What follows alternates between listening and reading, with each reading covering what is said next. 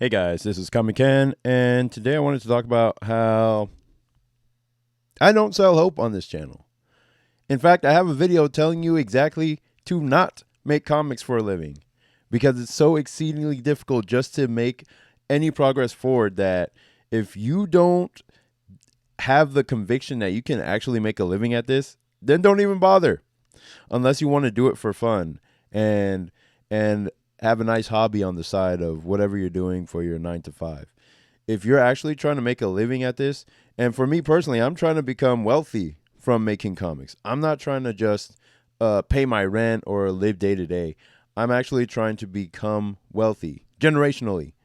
Uh, so it's like if you don't have that belief that you can do that or make something that is really worth reading or really worth getting that type of financial gain, then I tell you to give up now before you even start so you don't disappoint yourself. Um so I never want to be confused with selling hope on this channel because that's not what I do. I'm telling you to give up hope. Stop. Quit trying to make comics into a living if you don't really have the the backbone for it, if you don't have the fortitude for it, because plenty of people, men and women, have made comics for a living and done a great job at it. And if you're only focused on those, you have survivorship bias. And that's the best thing to have if you're going to try to make a living at this, because I have it to a T. I have survivorship bias. I just look at all the people who won and I'm like, that's me. I'm going to be them. And that's all I do all day, to just look at winners, look at people who've actually succeeded, and I'm like, all right, let me try to do that.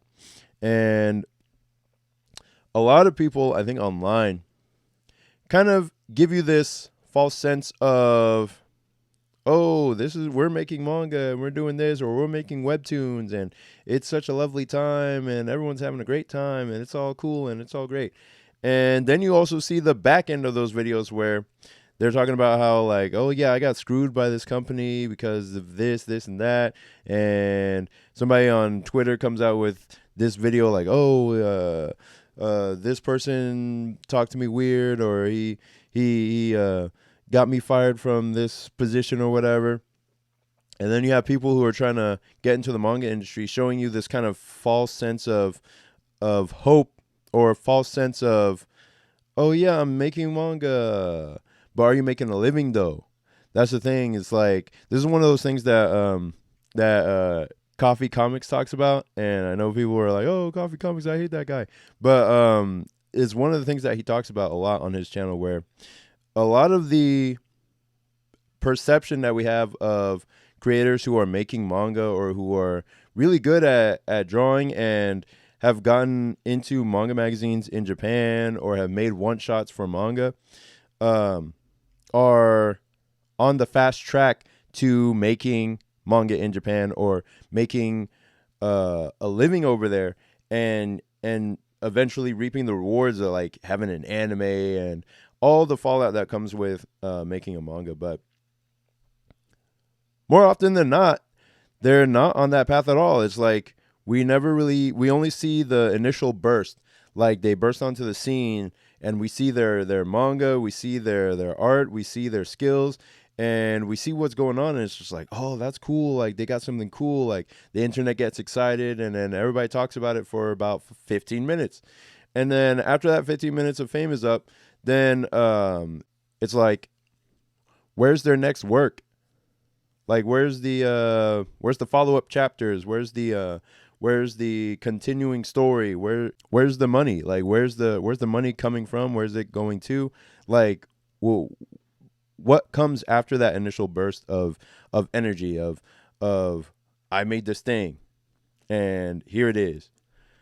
And I'm like, I never see that. I never see like somebody is actually going to Japan, or somebody who makes a webtoon that finishes it all the way through, or it just doesn't always shake out. You know what I mean? Like, you can see an initial burst of interest and whatnot, but the real creators that are trying to make a living at it, or who are actually succeeding at making a living at it, are more quietly doing it in the background, away from social media, away from the big.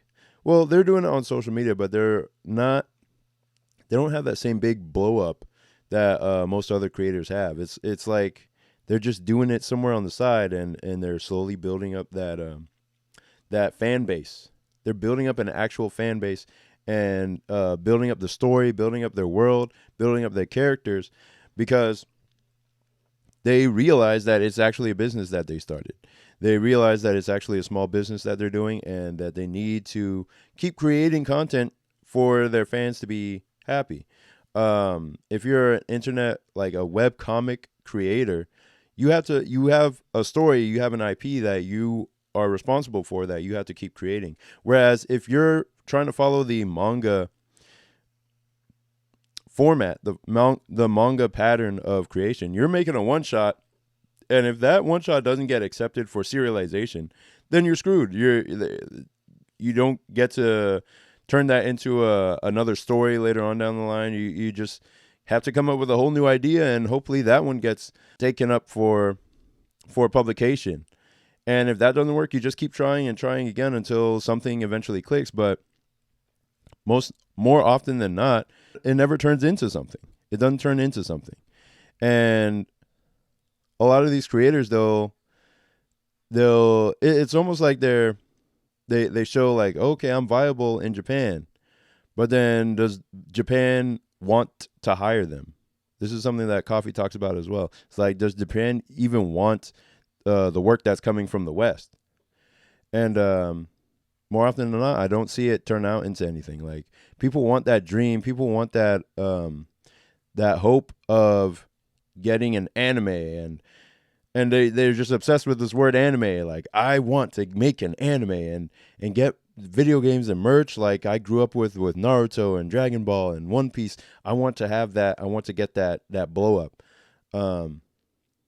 But more often than not, you'll see the people in the background, the webcomic artists, the creators who just kept going with one singular idea or a few strong ideas, over time develop into something that actually does turn into a career that they can stick to.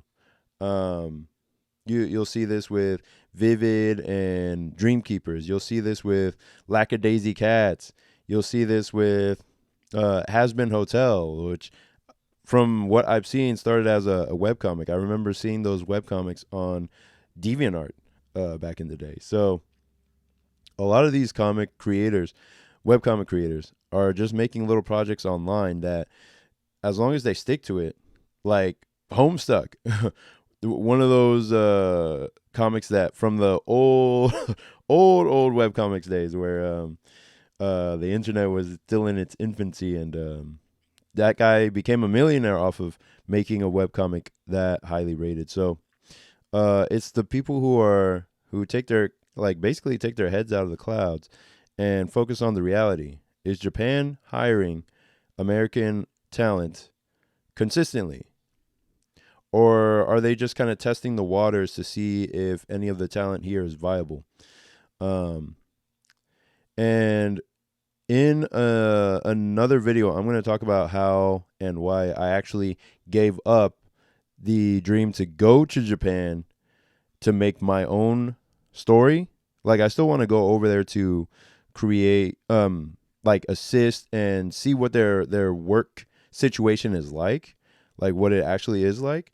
But I gave up on the idea of making my own comic and trying to get an anime because of a few very specific things that I understood about comics and the industry.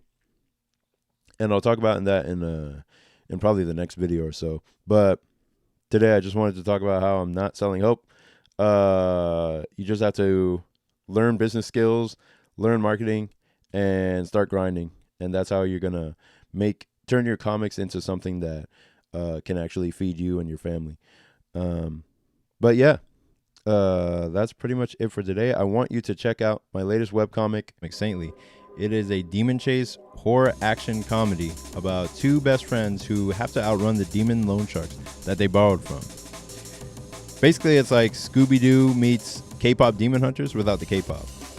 And the story backs the main character into a corner where she has to decide between the hard path to success or lose her soul to the lure of easy money. And we get to see the ramifications of her choice, and if she can hide this deal with the devil from her friend, or if it will tear them apart. And I hope you read my comic in the description and check out the story. It should appear in your email inbox or your spam folder if you don't see it. I just recently changed the landing page on the website, so that should look different and reflect what I'm actually trying to sell now. Air Rider is still available as a bonus comic on the first email, but Saintly is now like the main header in the page. So yeah, check that out, and I'll see you in the next one. Peace.